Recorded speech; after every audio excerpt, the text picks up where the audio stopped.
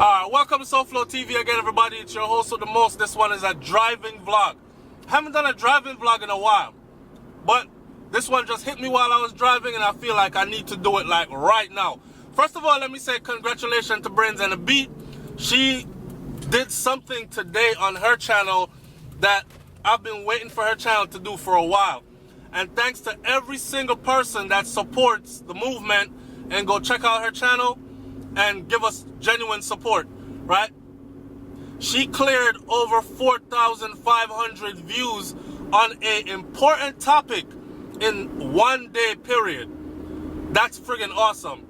Now, that video that Brains and the Beat did is about the same thing I'm gonna do this video on, but on a different side of it. So Dr. Umar Johnson came on. If you don't know who Dr. Umar Johnson is, he has a doctorate in psychology. He's a black guy. He's considered one of the prime leaders in the black community within the United States of America, or probably even worldwide then, because he's been to many other countries before. But anyways, he came on The Breakfast Club with Charlemagne the God and Angela Yee.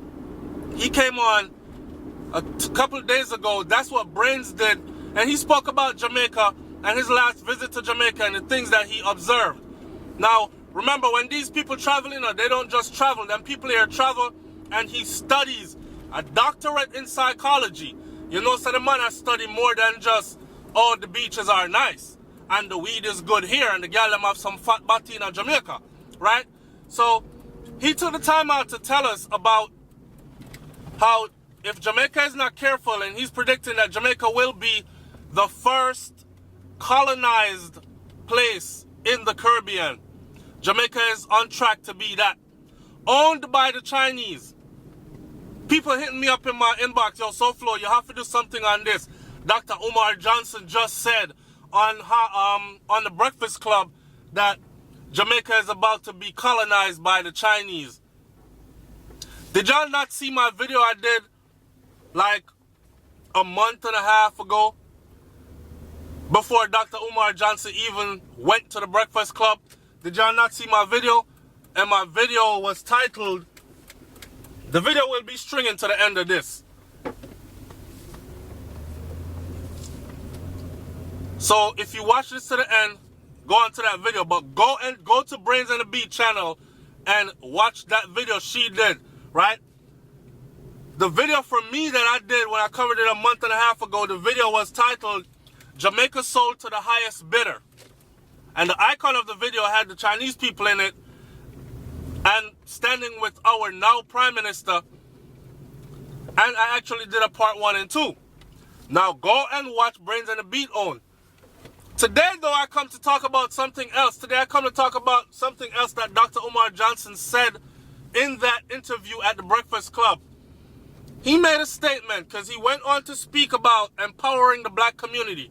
And he made a statement about black people that married outside of their race. He said any black man that married a white woman secretly wanted to be black, secretly wanted to be white. That's why he married a white woman. See, I know the use of propaganda. If you have never read this book I'm about to mention, Marcus Garvey, Message to My People. If you have never read that book, then you're not on this level that I'm about to take this argument right here, right? Go and find that book and read it. Now, he said that any man and his impression of a black man that marries a white woman is he had always wanted to be white himself. I beg to differ. See, a lot of people don't know this about me, but the white woman I was married to, or I am married to, is not the first woman I've ever been married to. You know what I'm saying? So, and for those of you who know and have followed my channel from the inception of it, you would know different. If you pay attention to my children, you would know different. But anyways, I beg to differ. See, when important people like these make statements like those, all that stuff does, and I understand the use of propaganda, but all that stuff does is actually just builds animosity towards our own people, further divides us, because black people are already divided on so many different levels. We're divided on everything that has nothing to do with us and cannot unite on the one thing that we all have in common, which is our blackness. So, check it. We're divided by religion, we're divided by class, we're divided by all different types of things. Now, for him to come and say some shit like that, I've never, and I know black men that are married to white women that have never wanted to be white. If anything, we bring them over to our side. We teach them how to cook, and they learn how to cook the way how we eat, or else they can't be with us. Like, that type of shit right there, right? That's not a person that's trying to be someone else. That's a person that's letting you know that culturally I am who I am, and there's nothing that's going to change about that. And if you want to be a part of this, you're going to have to get down with the get down. So I don't understand his thing, but I understand the shock and awe of it by him saying that, the vibe he's creating when he says something like that. I just find it crazy that he actually did that, but again, I know why he did that. What I want you, the viewing audience, to do, though, is I want you to go to my comment section, right? And I want you to leave your opinion of people that marry outside of their race. Now, I want you to take into consideration this. I want you to view with an open mind. Take into consideration the length of life that you have, right? Take into consideration your environment while you are living. Take into consideration the fact that you might be in love with black, but black is not in love with you. Like, for instance, I know black women that are so conscious black. They travel to Africa all the time. They wear their hair in tribal wears, like the sides are completely bald. And there's like a Zulu type. And when they come back to Western world, black men don't find them attractive. My sister was one of those. She has tribal African tattoos on her face. My sister, right? And you know who found her attractive? Africans straight from Africa.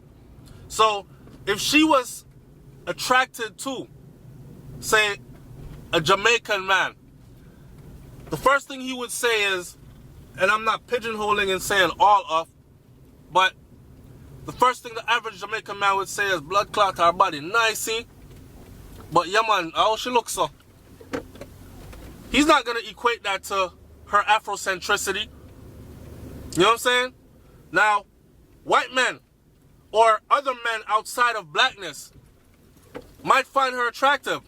Who am I to say, I think you should stick to black? What is she supposed to spend her whole life waiting for the right black man to come along and love her and respect her the way she needs to be loved and respected? Or should she be free to live her life within the time constraint that she's been given by the Creator? Because check it. Life could be over tomorrow. And what will you have done? Spent your entire lifetime waiting for somebody to love you that never loved you? Like, it's crazy. I don't understand some people's reasoning. And I understand the part where Dr. Umar said,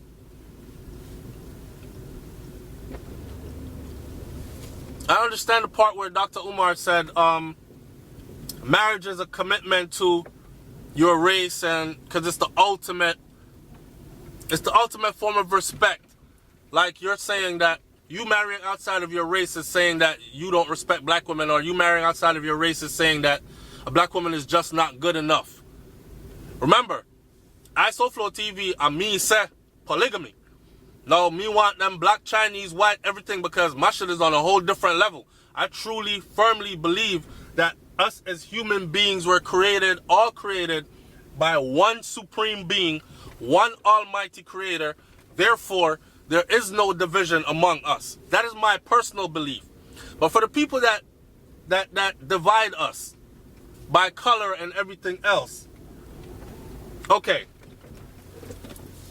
I don't believe that you should sit around your entire lifetime waiting for someone from your race to love you when someone of another race can possibly love you even more, or love you correctly, then I should say, because there's only one love.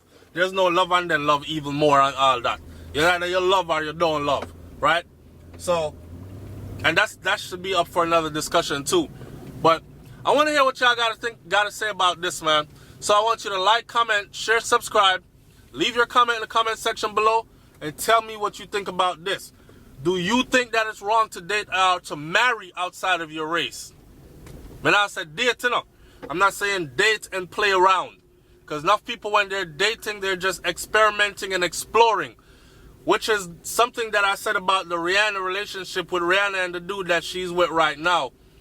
She's probably just exploring. He is probably just exploring. But what happens when he's done exploring and his multi-billionaire dad, who dresses in chic clothing, says to him, okay, it's time to wrap it up, bring it in. This is how you're going to get your inheritance, and I need to see grandchildren. You think he's going to wife a Rihanna? A woman that they consider a whore and a harlot? You think he's going to wife her and take her home and she's going to live in that multi-billionaire palace?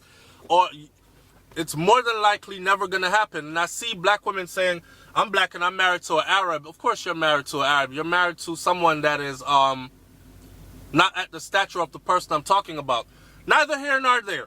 End of the day, my whole summation of this is, you love who you love, you fall in love with who you fall in love with, you marry who you marry, and you make life work the best way you can for you. Life is short, live life to the fullest, knowing that every day is a blessing, right? And you produce, be productive every day in your life, and that's all that matters. You could be with black people all you want to all your life. Say you're a black man and every black woman you choose is a hold down. Or you're a black woman and every black man you choose is a hold down, or they abuse you, or they don't treat you right, or they don't see you for who you truly are. And here comes, someone from another race, Indian, white, I don't know. And they suddenly put you on a pedestal, treat you the way you're supposed to be treated, and they continue to do that consecutively for years, and they bring to the table, and they add to your life, to your existence. Are you supposed to shun that? Answer me in the comment section below, people. It's SouFLoTV, man. I'm up out of here.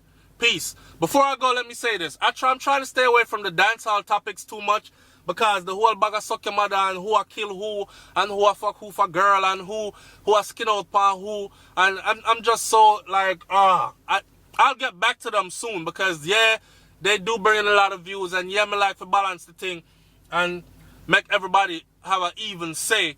But I would like to see the people who tune into those frivolous videos also tune into the hot topics like these. I'm out. Peace.